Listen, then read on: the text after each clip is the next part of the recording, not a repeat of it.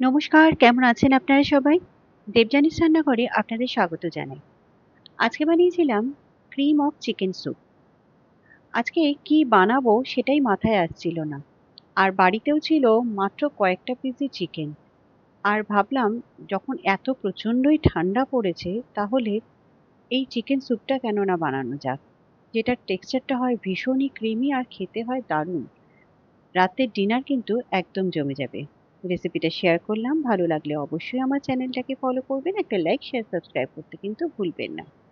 এখানে আমি নিয়ে নিয়েছি কয়েকটা চিকেনের পিস, আর এখানে নিয়ে নিয়েছি সামান্য একটু বাঁধাকপি কুচিয়ে আর একটুখানি গাজর। এবার আমি ফ্রাই প্যানের মধ্যে দিয়ে দিচ্ছি 1 চামচ বাটার, সামান্য একটু তেল। এটা গরম হয়ে গেলে এখানে দিয়ে দিচ্ছি দারচিনি আর তেজপাতা ফোড়ন, দিয়ে দিচ্ছি কয়েকটা গোটা গোলমরিচ, আর দিয়ে দিচ্ছি বেশ কিছুটা পরিমাণ রসুন কুচি। এবার এটাকে একটু হালকা করে ভেজে নেব। এবার এখানে দিয়ে দিচ্ছি একটা পেঁয়াজ কুচি। এটাকেও একটু হালকা করে ভেজে নেব, বেশি ভাজার একেবারেই দরকার নেই। এবার এখানে চিকেনের পিসগুলোকে দিয়ে দিচ্ছি। এরই সাথে এখানে যে ভেজিটেবলসটা রেখেছিলাম সেটাও দিয়ে দিচ্ছি। দিয়ে দিচ্ছি পরিমাণ মতো একটু নুন। এটাকে একটু হালকা করে ভেজে নেব। খুব বেশিক্ষণ ভাজার দরকার নেই, চিকেনের কালারটা যতক্ষণ না চেঞ্জ হচ্ছে ততক্ষণই এটা একটু নাড়াচাড়া করতে হবে। এখানে দেখুন চিকেনটা প্রায় কিন্তু কালারটা চেঞ্জ হয়ে গেছে। এই সময় এখানে দিয়ে দিচ্ছি আমি 1 টেবিল স্পুন ময়দা। এবার এটাকে একটু হালকা করে নাড়িয়ে চাড়িয়ে নেব।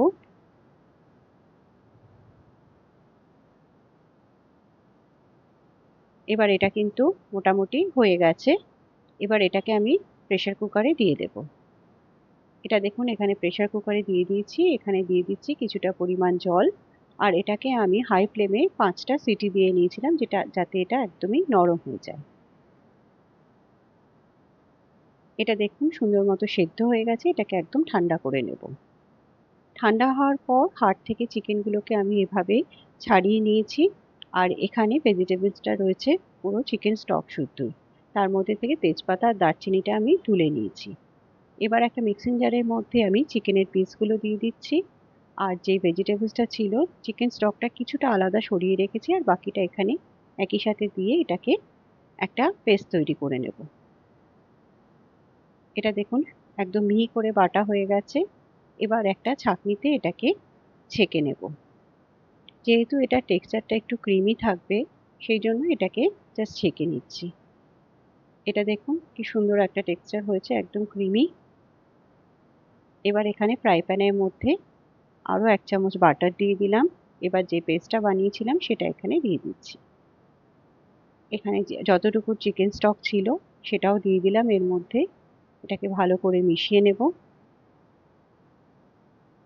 এবার এখানে দিয়ে দিচ্ছি আমি হাফ বাটি দুধ। এই দুধটা দেওয়াতে এটার ক্রিমি টেক্সচারটাও আরও বেড়ে যাবে, প্লাস এটার কালারটাও আরও সাদা হয়ে যাবে। এটাকে ভালো করে মিশিয়ে নেব।